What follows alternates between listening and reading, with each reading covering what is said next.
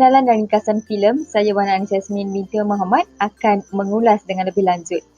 Kumpulan kami telah memilih filem The Dressmaker yang diterbitkan pada tahun 2015 yang merupakan arahan daripada Jocelyn Moorhouse yang diadaptasi daripada sebuah novel karya Rosalie Hum.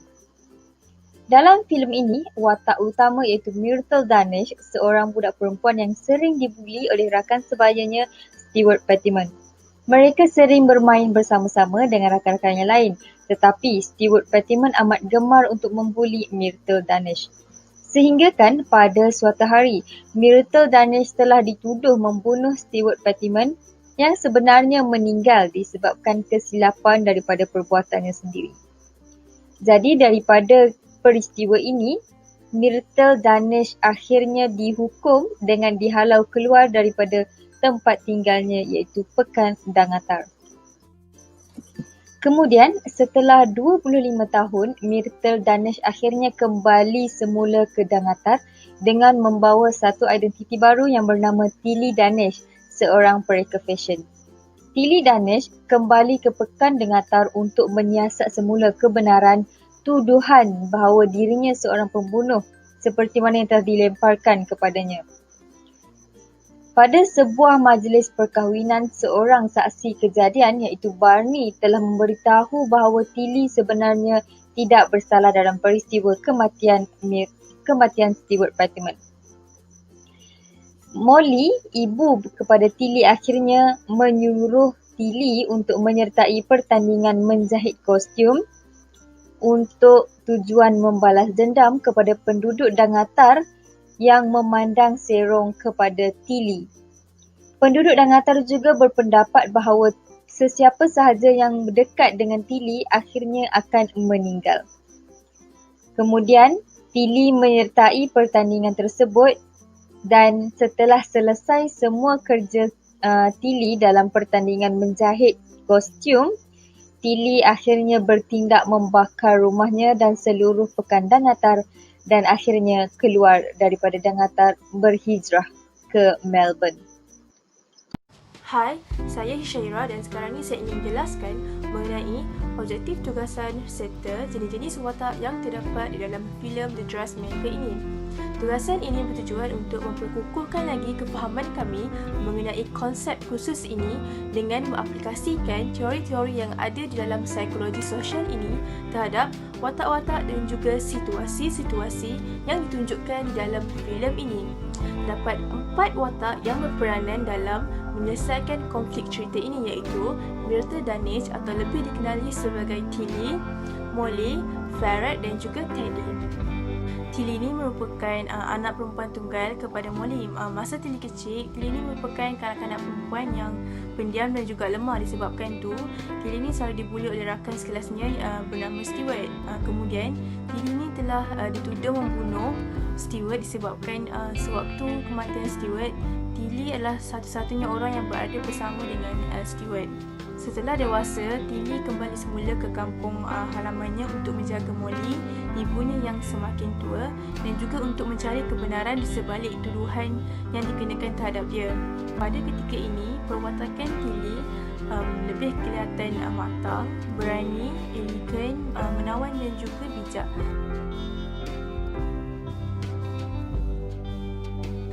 Tilly ni mempunyai bakat dalam menjahit pakaian dan kebanyakan rekaan bajunya sangat diminati orang ramai. Sifat Tilly merupakan seorang yang baik hati, penyayang, bersemangat dan juga tidak mudah berputus asa. Sebagai contoh, Tilly ni walaupun dipandang serong oleh orang kampung, tapi Tilly tak pernah sombong dan juga selalu mengambil tempahan daripada orang kampung. Selain itu, walaupun Tilly ini kehilangan orang-orang yang dia sayang, tapi Tilly ini tetap kuat dan juga tabah untuk meneruskan kehidupan dan juga menunjukkan kebolehan yang dia ada. Bagi watak Molly pula, beliau merupakan ibu tunggal kepada Tilly dan juga fizikalnya sedikit uzur disebabkan memerlukan bantuan tongkat dan juga kerusi roda. Nasib Molly juga tidak begitu baik disebabkan selalu disisihkan oleh orang kampung dan juga dianggap sebagai perempuan gila. Watak Molly ini sangat bersahaja dan bersuara lantang tetapi tetap mempunyai hati yang baik. Molly ni sentiasa menyokong apa sahaja yang Tilly buat. Seterusnya adalah watak Farrad. Farrad ni merupakan seorang pegawai polis yang berpangkat sarjan. Semasa Tilly dituduh, Sarjan Farrad ni merupakan orang yang bertanggungjawab dalam menghantar Tilly keluar daripada kampung. Beliau ini merupakan seorang yang sangat baik hati dan sentiasa menyokong Tilly. Ada satu ketika, Sarjan Farrad mengaku kesalahan Tilly sebagai kesalahannya, di mana pada ketika itu, kesalahan Tilly adalah memberikan hashish iaitu sejenis dadah yang diperbuat daripada cannabis kepada Puan Almanac. Tindakan sarjan ini sebenarnya untuk menebus kesalahan beliau terhadap Tilly disebabkan rasa sebersalahnya kepada Tilly sewaktu menghantar Tilly keluar daripada kampung. Akhir sekali adalah watak Teddy. Teddy ini merupakan seorang pemain rugby di kampung dan mempunyai fizikal yang tegap. Watak Teddy ini merupakan seorang yang baik hati dan juga sentiasa memahami keadaan Tilly. Assalamualaikum and hi guys, nama saya Nur Atika. So dalam movie The Dressmaker ada beberapa isu yang dibangkitkan berkaitan dengan psikologi sosial. Yang pertama adalah relation aggression. So what is relation aggression? So relation aggression adalah salah satu perbuatan yang berbentuk agresif seseorang terhadap rakan sebaya diorang dengan niat untuk mengusir mereka daripada sebarang aktiviti sosial. So dalam The Dressmaker ada satu watak which is watak tu bernama Stewart. So Stewart ni budak nakal yang selalu bully Tilly ataupun selalu melakukan relation aggression terhadap Tilly. Apa yang dia buat? Dia buat dalam dua bentuk. Yang pertama adalah berbentuk ejekan, yang kedua adalah berbentuk physically attack. So dia selalu ejek Tilly ni dengan kata your mother is slut. So mak awak adalah seorang pelacur. Yang kedua dia melakukan physical attack. Ada satu scene tu yang mana Stewart ni suruh kawan-kawan dia lain pegang tangan Tilly tu. Dan dia cocok perut Tilly tu dengan tangan dia sendiri. So kat situ relation aggression tu kita boleh nampak dengan sangat jelas lah. So apa kesan relation aggression ni terhadap Tilly, orang yang terkena relation aggression ni? So masa Tilly kecil, masa dia zaman sekolah, Tilly ni adalah seorang sangat rendah diri. Dia sangat takut dengan Stewart. Yang kedua, dia rasa macam diri dia memang selayaknya kena bully dengan Stewart. So benda ni sangat teruk lah. Dan dia memberi efek sampailah Tilly ni keluar daripada kampung tersebut, which is latar tempat dalam movie tu. Okay, so kenapa relation aggression ni masih berlarutan? Kenapa Stewart tu tak takut pun untuk melakukan relation aggression terhadap Tilly? Sebab yang paling besar adalah mak dia dan bapa dia tak pernah marah Stewart ni daripada melakukan benda tu terhadap Tilly. Cikgu dia sendiri tak pernah larang, tak pernah marah dia daripada melakukan benda tu terhadap Tilly. Dan Tilly ni tak ada siapa backup. So benda tu berlarutan sampailah akhirnya benda tu stop dengan cara Stewart ni mati. Okay, so spoiler kat situ. Okay, next one is isu berkaitan dengan conformity. So what is conformity? Biasa dengar kan dalam psikologi sosial. So conformity ni keyword dia adalah berkaitan dengan norma sosial, yang mana seseorang tu cuba untuk sesuaikan diri diorang dengan sesuatu kumpulan ataupun keadaan sekeliling persekitaran diorang. Okay, ada satu kajian pada tahun 2016, conformity ni boleh berlaku melalui cara pemakaian seseorang, which is maksudnya fashion lah kan. So sebab apa? Sebab cara pemakaian tu mengimbangkan conformity seseorang dengan cara dia nak mengekspreskan diri. So kenapa conformity ni senang sangat nak berlaku? Sebab conformity ni memberi kesan kepada seseorang tu supaya diri diorang tak diabaikan ataupun dipinggirkan. Okay, so conformity ni cenderung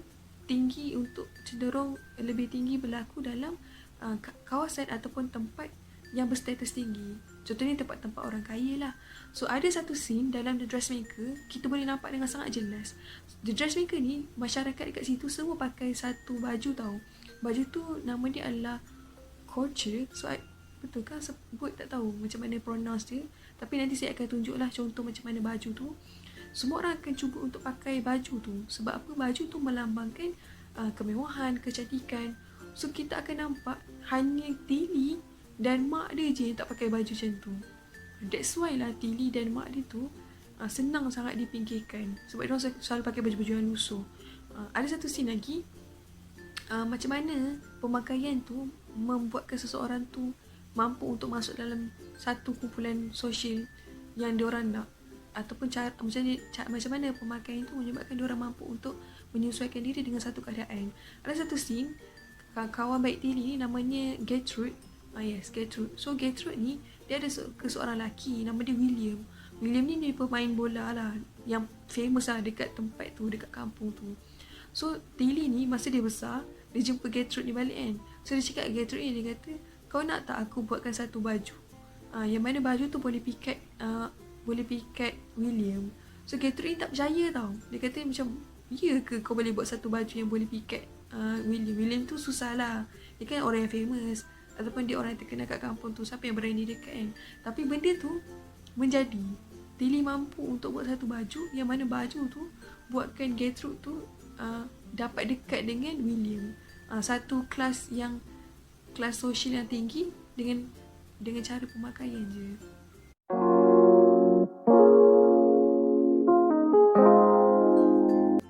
Movie ini cuba untuk ketengahkan isu normatif social influence.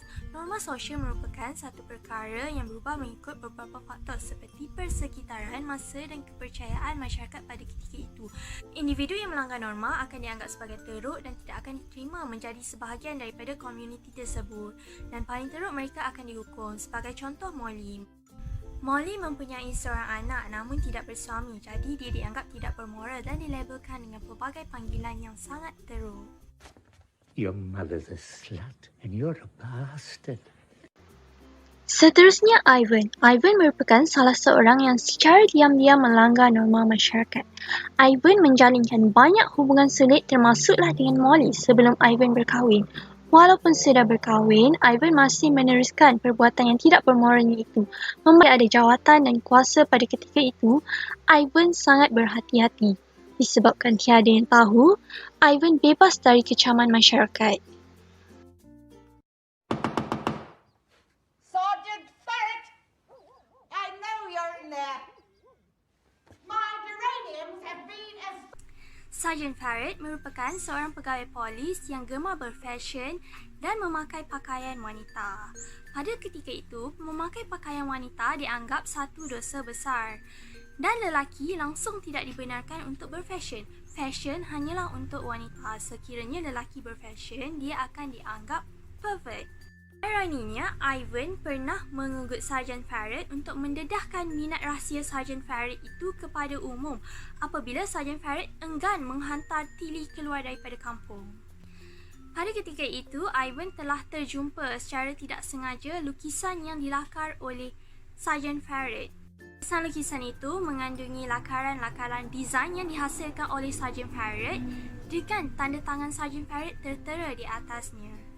Dan ianya akan memusnahkan karier Sergeant Farrett sekiranya rahsia Sergeant Farrett itu terdedah. Seterusnya, filem ini turut menyelitkan isu prejudice. Dalam filem ini kita dapat lihat perbezaan yang ketara antara orang miskin dan orang kaya. Prejudice membawa kepada diskriminasi, layanan berbeza mengikut keahlian kumpulan. Dalam filem ni, untuk orang kaya mereka telah diiktiraf sebagai penduduk asal kampung itu. Namun bagi orang yang tidak mempunyai apa-apa, mereka perlu melakukan sesuatu untuk menjadi sebahagian daripada komuniti tersebut. Tilly, the only reason these bastards haven't run us McSwineys out of town too is my dad empties their shit houses and I win them the footy. We lose this match, all I've got left is the shit. Tilly ni waktu kecil dia selalu menjadi mangsa buli kawannya yang merupakan anak orang kaya. Dalam filem ni, sekiranya Stewart mengadu mengenai Tilly, Tilly akan menerima hukuman serta-merta. Namun sekiranya Tilly dibuli Stewart, guru kelas mereka akan bertindak menutup mata. Miss Harding, she stained me. She stained me with the ink.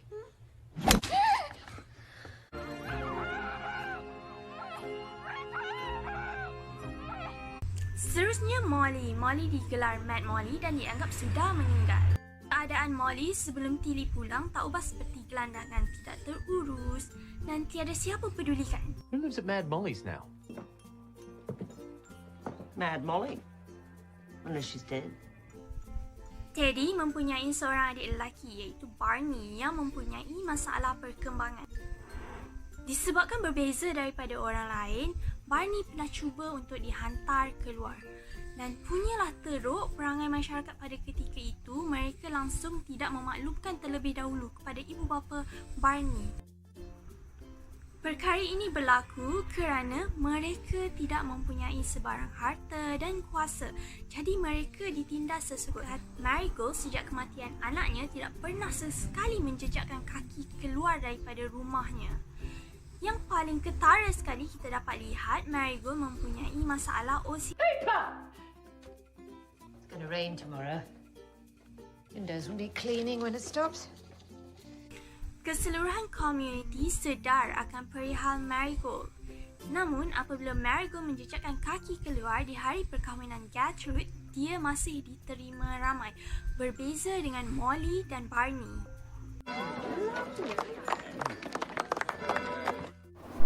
Assalamualaikum dan selamat sejahtera kepada Dr. Laila. Nama saya Farina Atika Betama Pekerja Hari daripada HY13. Dan ini saya akan menceritakan tentang teori yang akan diaplikasikan dalam filem The Dressmaker.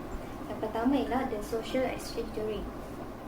Pertukaran sosial antara dua pihak ini, dia akan memerlukan keinginan masing-masing. Apa itu keinginan masing-masing? Ialah mungkin persahabatan, keseronokan ataupun sokongan sosial.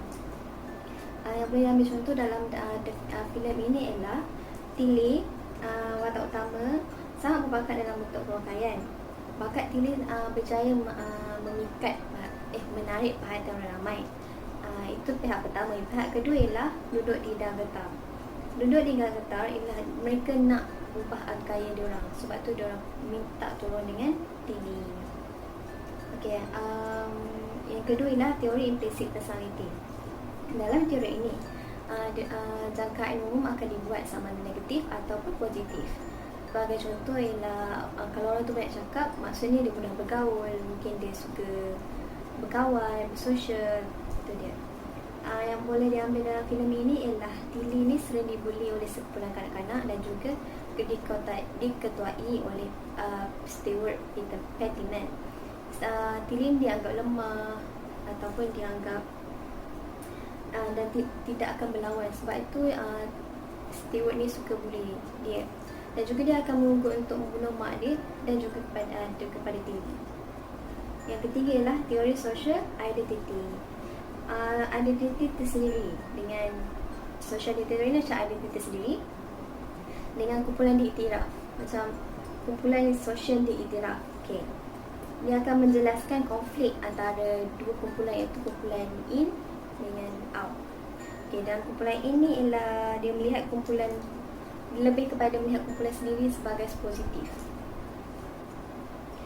Contoh yang boleh diambil ialah Tilly dan ibunya Molly. Dia dilayan teruk. Terdapat 3 teori yang akan saya bincangkan pada hari ini, iaitu Self-Awareness Theory, Conformity Theory, dan Interpersonal Attraction Theory. Menurut Prince dan Alexander pada tahun 2017 menyatakan bahawa self-awareness adalah jangkaan daripada pandangan orang lain terhadap diri dan menilai diri dengan mengikut kepercayaan, nilai dan mengambil kira cara individu lain menilai diri individu tersebut. Maksudnya di sini adalah persepsi orang sekeliling dan juga cara orang lain melihat dirinya, dan dia juga sedar tentang perkara tersebut. Contohnya, Tilly yang baru saja balik ke kampung halaman dan Tilly tersebut masih dilabelkan sebagai pembunuh kerana stigma masyarakat yang menyatakan bahawa Tilly adalah seorang pembunuh dan mereka tidak tahu mengenai cerita yang sebenar. Dan disebabkan cerita tersebut, Tilly dianggap sebagai pembunuh dan Tilly masih sedar tentang perkara tersebut bahawa penduduk kampung masih bercerita mengenai dirinya. Myrtle's Dunnage is back. Haven't seen her since she was a kid. Wonder how she turned out. She's back! Menurut Burnham dan Exley pada tahun 2015 menyatakan bahawa conformity adalah kecenderungan untuk memilih pilihan yang tersedia berdasarkan kumpulan sosial. Dalam conformity theory ini adalah lebih kepada kecenderungan untuk mengubah tingkah laku di dalam kumpulan disebabkan pengaruh sosial. So, contoh yang boleh saya ambil daripada filem ini adalah Miss Herdin. Miss Herdin ini adalah seorang wanita yang telah menyebarkan berita palsu mengenai Tilly yang seorang pembunuh. Dan disebabkan berita palsu yang telah disebutkan oleh Miss Herdin ini telah mengubah tingkah laku penduduk kampung terhadap Tilly kerana Tilly dianggap sebagai pembunuh. Menurut Cornelia, pada tahun 2016 menyatakan bahawa interpersonal attraction adalah komunikasi dan attraction, yang mana merupakan salah satu cara yang membawa seseorang individu itu berkomunikasi dan juga merupakan salah satu langkah yang pertama untuk membina hubungan.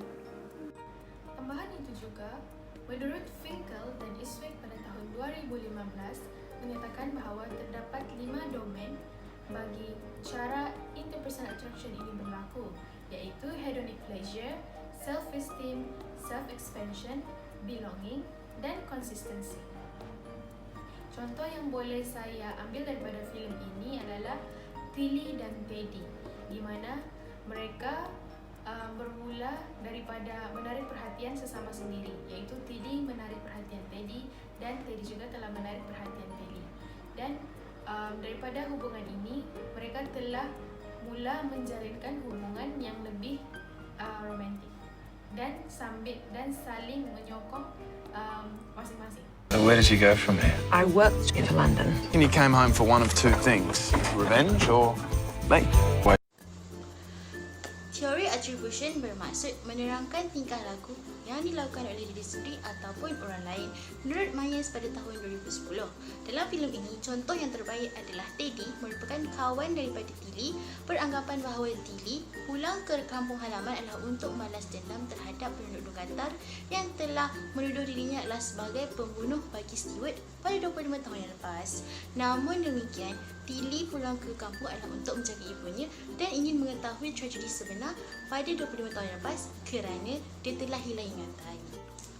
Menurut Brewer dan Elson, pada 2017, teori frustration aggression bermaksud individu yang berasa kecewa mempunyai berkaitan dengan tindakan agresif disebabkan oleh perasaan yang dialami kerana tidak dapat mencapai kehendak yang diingini. Sebagai contohnya, menerusi filem ini, Kecut tidak gemar akan pakaian perkahwinan yang direka oleh Muna, maka dia memberontak dan bertindak agresif untuk melarikan diri pada rumah tanpa mengedarkan orang lain. Disebabkan tindakan ini juga, akhirnya Kecut dapat mencapai matlamatnya.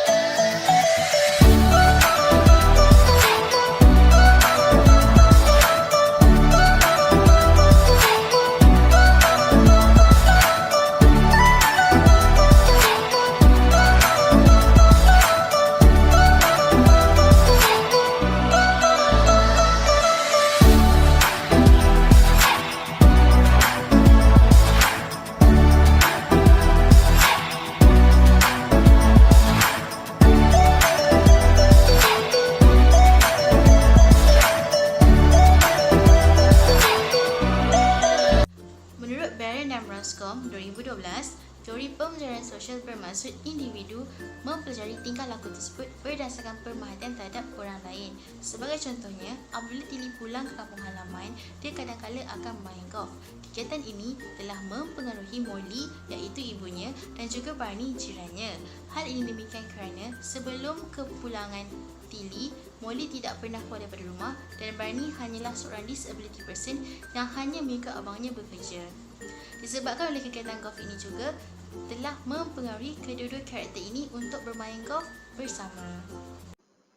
Akhirnya saya akan simpulkan dapatan kajian daripada kumpulan kami. Secara keseluruhannya, filem ini membuka mata penonton tentang norma-norma kehidupan yang sering berlaku dalam sesebuah masyarakat pada hari ini. Pelbagai isu yang telah dibincangkan dan beberapa teori psikologi sosial dapat dibuktikan dengan peristiwa yang berlaku di dalam filem ini. Sikap prejudis yang diamalkan oleh sesebuah golongan kaya untuk menindas golongan miskin adalah sesuatu perkara yang sangat perlu dielakkan. Pelbagai nilai-nilai moral dalam kehidupan bermasyarakat juga boleh diambil pengajaran dan diaplikasikan dalam kehidupan seharian. Hal ini kerana keperluan bersosial dan hidup bermasyarakat menuntut setiap individu untuk meraihkan persamaan dan perbezaan dalam setiap masyarakat. Itu sahaja daripada kumpulan kami. Sekian, terima kasih.